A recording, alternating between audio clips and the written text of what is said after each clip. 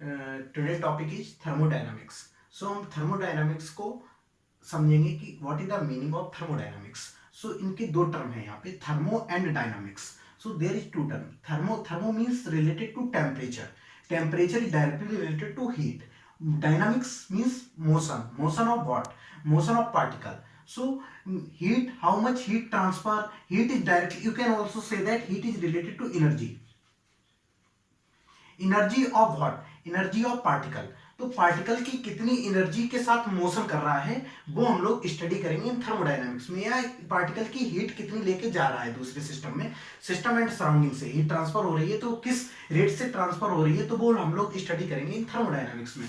तो यहाँ पे दो चीजें होती है, एक होता है हमारा सिस्टम, एक होता है सराउंडिंग। सपोज ये हमारा है सिस्टम, ये हमारा है सिस्टम, और ये हमारा है सराउंडिंग, ये है हमारा सराउंडिंग और ये हमारा सिस्टम। तो क्या होगा कि हीट या तो सराउंडिंग टू सिस्टम में आएगी, ठीक, या तो सिस्टम टू सराउंडिंग में जाएगी। तो हीट का एक्सचेंज होगा, वो किस रेट से एक्सचेंज होगा, किस तरीके से एक्सचेंज होगा, कितनी अमाउंट से एक्सचेंज होगा, वो हम लोग स्टडी करेंगे इन थर्मोडायनामिक्स में। तो वो स्टडी हम लोग करेंगे इन थर्मोडायनामिक्स में। अब इसके नीचे हम लोग देखते हैं, इसमें एक अलग से हम लोग टॉपिक शुरू करते हैं। ओके, ये हो गया, इतनी बात आ गई हमको समझ में कि थर्मोडायनामिक्स में हमको पढ़ना क्या है। अब प्रोसेस, प्रोसेस के क्या क्या है, इसके सबसे पहले process, process of thermodynamics, types of process, types of process, thermodynamics process, you can also say that types of thermodynamics process, thermodynamics process। तो यहाँ पे बेसिकली 4 टाइप्स के मेजर जो है 4 टाइप्स के प्रोसेस हैं। सबसे पहले isothermal process, isothermal process. Second one is isobaric process,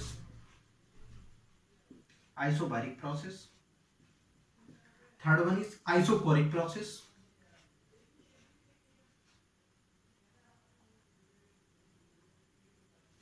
isochoric process. Fourth one is adiabatic process.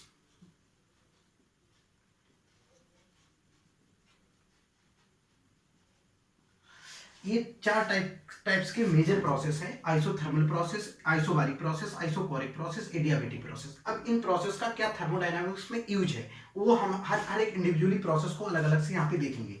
सबसे पहले आइसोथर्मल प्रोसेस। आइसोथर्मल प्रोसेस का मतलब समझते हैं, ये एक्चुअली है क्या। Iso means same, thermal means temperature. जिस प्रोसेस में, सपोज ये हमारा सिस्टम है, ये हमारा कोई सिस्टम है, ठीक है, यहाँ पे सपोज हमारी गैस है, गैस एक्सपेंड करेगी या गैस कंप्रेस करेगी, तो उस दौरान गैस के टेम्परेचर में कोई चेंजमेंट नहीं आएगा। तो वो उस टाइप के जहां पे भी प्रोसेस होता है उस प्रोसेस को हम बोलते हैं isothermal. Iso means same, thermal means temperature.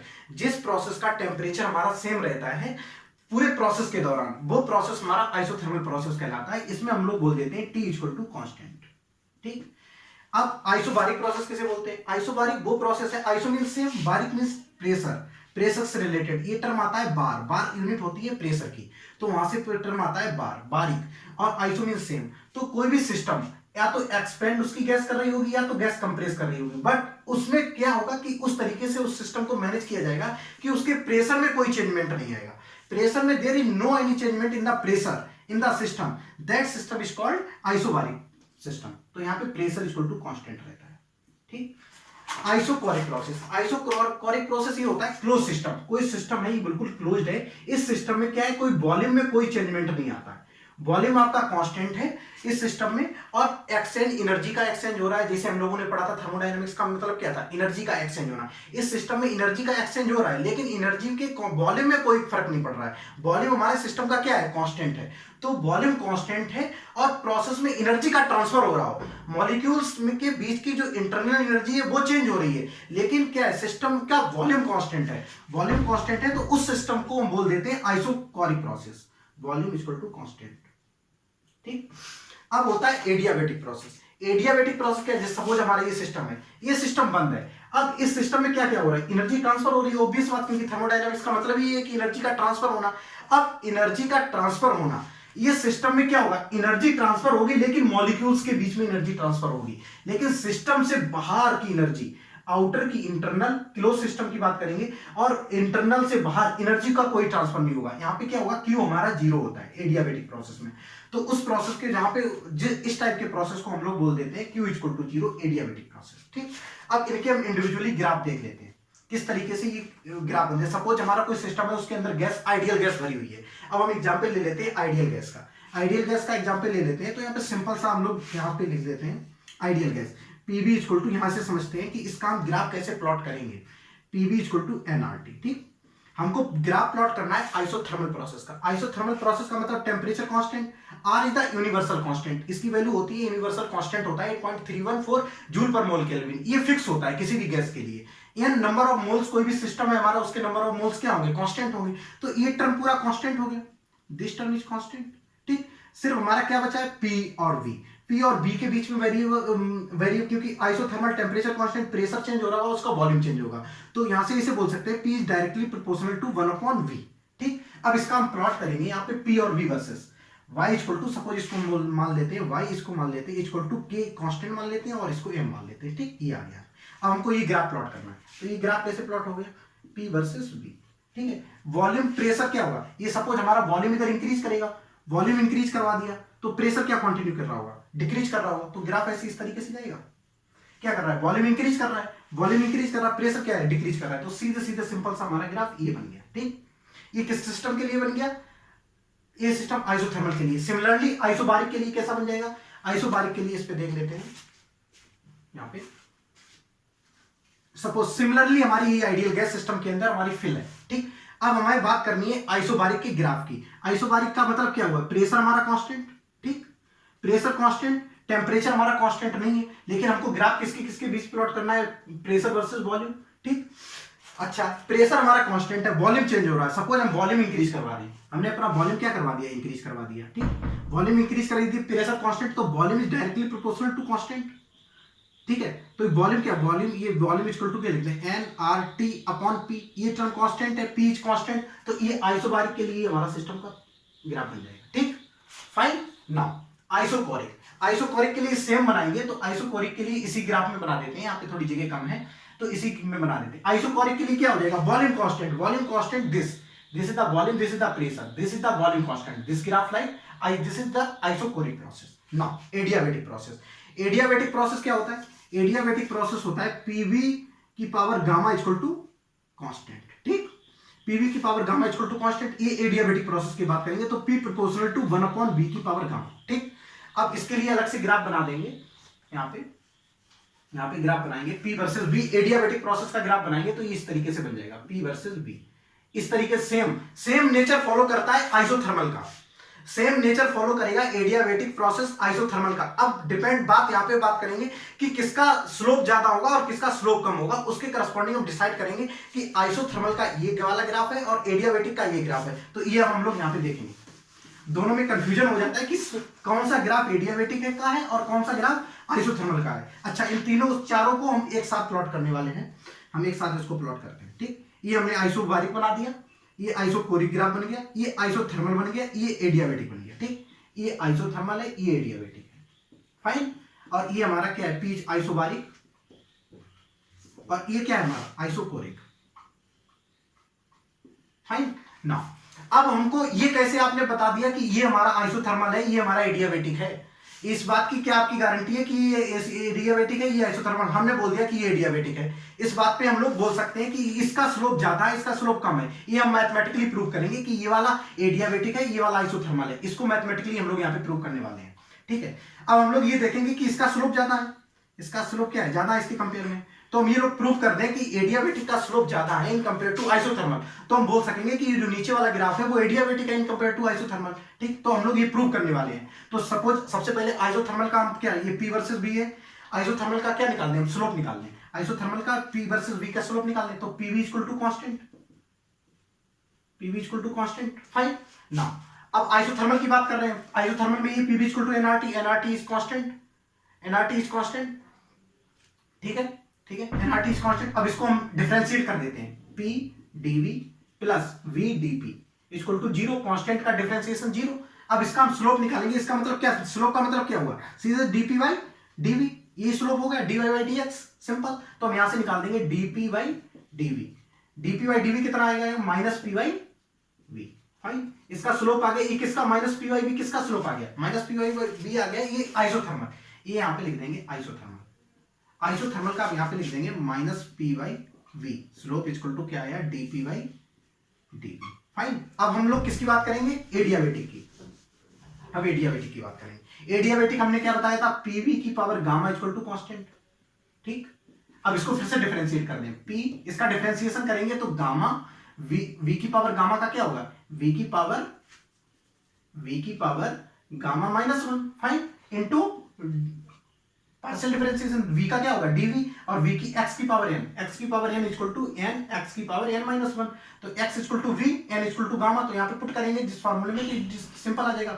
फिर क्या होगा, इसका v की पावर गामा, ये हमारा p है, ठीक, और p का क्या होगा, डिफरेंशिएशन dp। यहां से फिर से हम सिमिलरली dp बाई dv निकाल दें स्लोप, तो यहां से dp बाई dv निकालेंगे, क्या आ जाएगा, dp बाई dv, dp उधर गया इक्वल टू जीरो, कांस्टेंट था, कांस्टेंट का जीरो, तो dp इधर गया, dv इधर आया, तो क्या आ जाएगा, dp बाई dv, तो p गामा इंटू v की पावर गामा माइनस वन, और ये डिनोमिनेटर में आ जाएगा v की पावर गामा। फाइन, इसको तोड़ दें, p गामा, इसको तोड़ के लिखेंगे, कैसे लिखेंगे, v की पावर गामा इंटू v की power minus one upon v की पावर गामा, तो v की पावर गामा कैंसिल, तो गामा इंटू v की पावर माइनस वन, v की पावर माइनस वन नीचे आ जाएगा, देखो p into gamma upon V की पावर माइनस वन की पावर नीचे आ जाएगा, तो क्या आ गया, ये क्या आ गया, देखिए ये आगे, और ये निगेटिव आ जाएगा, यहाँ पे इसको डिनोमिनेटर में पी की इधर ले जाएंगे तो आगे माइनस साइन आ जाएगा, तो यहाँ पे माइनस साइन इसको लगा देते हैं, तो माइनस साइन लगाने के बाद ये हमारा क्या आ गया,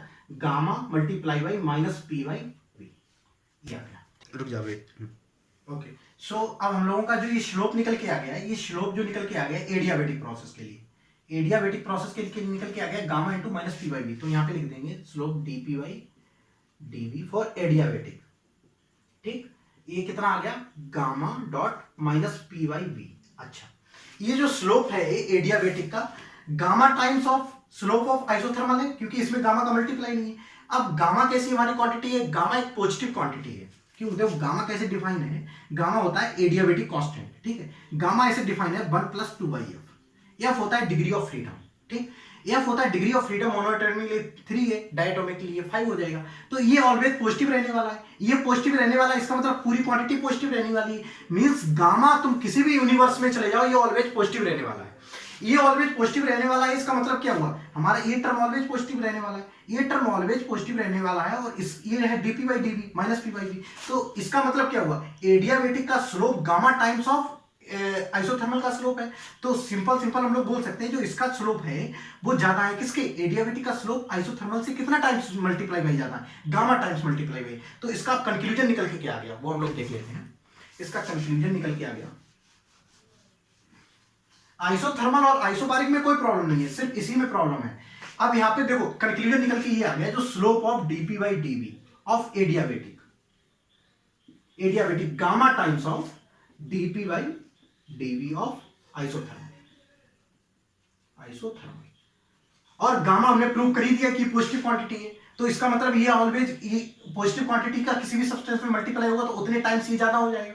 तो सीधे हम लोग बोल सकते हैं जो इसका स्लोप है एडियाबेटिक का, ये हमेशा ऑल टाइम स्लोप इसका ज्यादा रहने वाला है आइसोथर्मल से। तो ये कंक्लूजन निकल के आ जाता है। तो हम लोग इस बेसिस पे बोल सकते हैं कि एडियाबेटिक का स्लोप ज्यादा होता है आइसोथर्मल से। तो हम ग्राफ पे इस पे टिक लगा देंगे, ये हमारा एडियाबेटिक हो गया और ये आइसोथर्मल हो गया। जनरली ऑप्शन में पूछते हैं कि कौन सा ग्राफ किसका है, तो हम लोग बोल सकते हैं ये आइसोथर्मल है, ये एडियाबेटिक है। ओके, यहां तक हम लोगों ने अभी तक क्या पढ़ लिया, ये प्रोसेस पढ़ लिए। कौन कौन से प्रोसेस पढ़ लिए एक बार फिर से देख लेते हैं। एक आइसोकोरिक प्रोसेस पढ़ लिया, एक आइसोबारिक प्रोसेस पढ़ लिया, एक आइसोथर्मल प्रोसेस पढ़ लिया और एक एडियाबेटिक प्रोसेस पढ़ लिया। ये प्रोसेस पढ़ लिया, अच्छा ठीक है।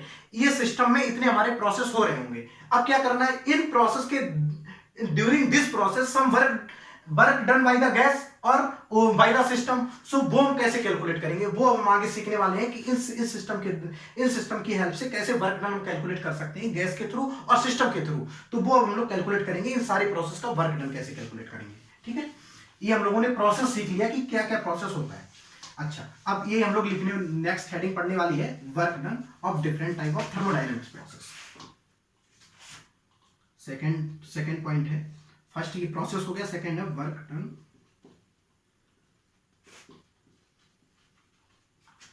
Of thermodynamics process.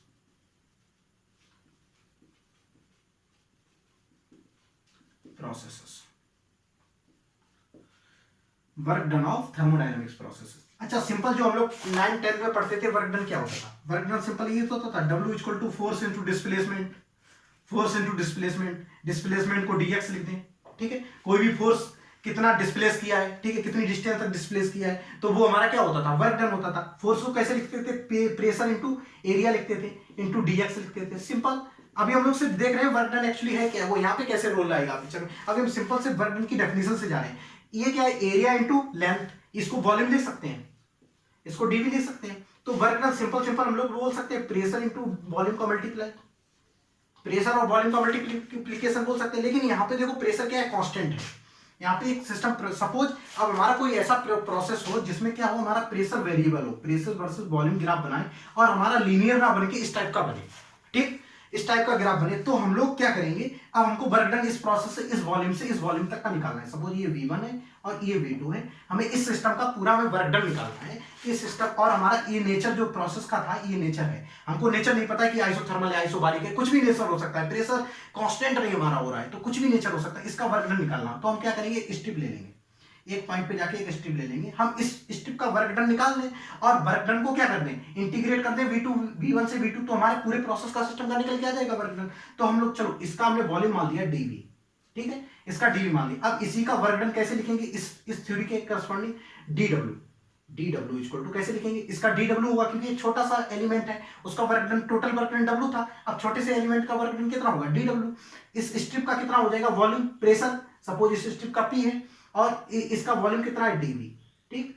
अब हमको कहां से कहां तक वर्क डन निकालना है? टोटल V1 से V2, इसको इंटीग्रेट कर दो, V1 से V2 और ये W, तो यहां से जो W निकल के आ जाएगा, W वर्क डन किसी भी प्रोसेस का P dV integration of V1 से V2, ये निकल के आ जाता है, ठीक। तो वर्क डन की ये जो बेसिक डेफिनेशन है किसी भी प्रोसेस का, इस थ्योरी के करस्पॉन्डिंग हम लोग वर्क डन निकाल सकते हैं, ठीक है। अच्छा, अब हम लोग अलग अलग इंडिविजुअली कैलकुलेट करेंगे वर्क डन हर एक प्रोसेस का क्या क्या होता है। चलो, तो वर्क डन की हम लोगों का P dV आ गया समझ में? वर्क डन क्या है? P into dV। चलो यहाँ पे ले लेते हैं, work done equal to P dV, ठीक, इंटीग्रेशन लगा देते हैं, हो सकता है कांस्टेंट हो तो P dV सिंपल लिख दोगे। और क्या होगा? हमारा वेरिएबल प्रेशर होगा, pressure is the function of volume होगा, तो क्या हो जाएगा? हमारा इंटीग्रेशन लगा दोगे। तो सिंपल, सबसे पहले वर्क डन किसका निकालेंगे? आइसोथर्मल हमारा प्रोसेस था, आइसोथर्मल प्रोसेस था, आइसोथर्मल प्रोसेस था, इसका वर्क डन सिंपल निकाले। अब सपोज हमारी जो सिस्टम है उसके अंदर आइडियल गैस भरी हुई है, PV इक्वल टू nRT, ठीक। अब आइसोथर्मल के लिए टेम्परेचर कांस्टेंट हुआ करता था, हम लोग क्या करेंगे? वर्क डन हमें निकालना है आइसोथर्मल का। अब देखते हैं वर्क डन आइसोथर्मल का क्या आ जाएगा? P की जगह ये पूरा सिस्टम है, यहाँ से P उठा के यहाँ पे डाल दें, P उठा के डालेंगे तो nRT upon V into dV, fine. चलो, nRT constant, isothermal temperature constant, R constant, universal constant है, number of moles constant of the in the system, तो ये बाहर आ जाएगा nRT, फाइन। इंटीग्रेशन कर देंगे हम लोग, क्या कर देंगे? dV by V। सपोज हमारा वॉल्यूम कुछ भी क्वेश्चन में क्वेश्चन ऐसे आएगा कि वॉल्यूम यहां से यहां तक चेंज